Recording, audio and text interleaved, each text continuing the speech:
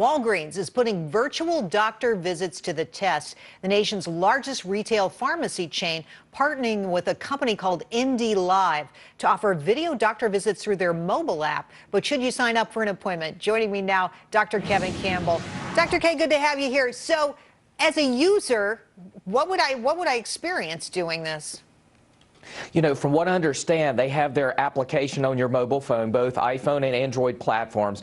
You would push the button, launch the app, sign into your account, and then request an online visit. And from there, you would be billed for that visit, and you would get into a queue to see a virtual physician. So, pardon me for just trying to get my arms around this, but so I would just look at my phone and talk to the person. I would see them and talk to them directly?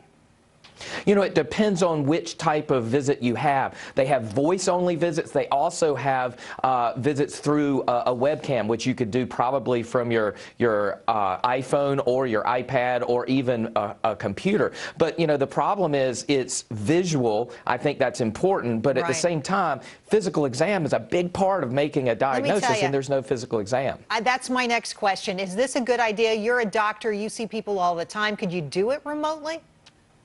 So I think there's a real role for telemedicine and remote visits. However, that does not substitute for a doctor-patient relationship, a visit in person. It's an extension of a doctor-patient relationship. So I think that relying on that and nothing else is a big mistake and could result in misdiagnosis and some big problems down the road. Here's what I see, Doc. I see people relying on this to the exclusion of real doctors because healthcare has gotten so expensive. How much are these? How much do you have to pay to get one of these consults?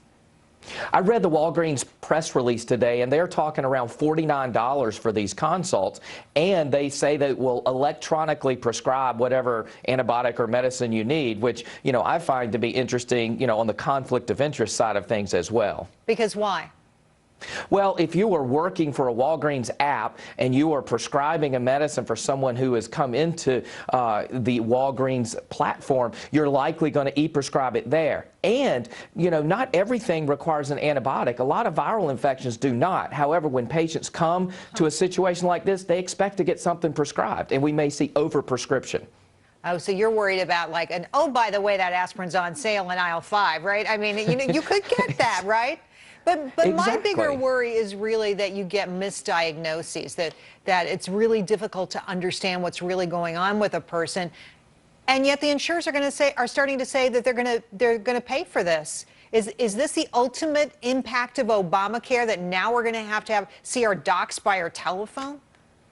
I think this is indirectly resulting from the Obamacare legislation. Let's think about it. More and more doctors are out there that are not going to accept Obamacare reimbursement insurances because the reimbursements are so poor. Secondly, you've got a larger pool of insured that want to see primary care doctors who are completely overwhelmed. This is the substitute. Yeah. This is the result, and patients are going to suffer.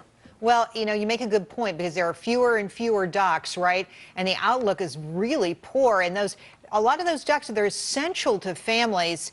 I think we're all going to be making hard choices like this, whether or not to use this kind of service.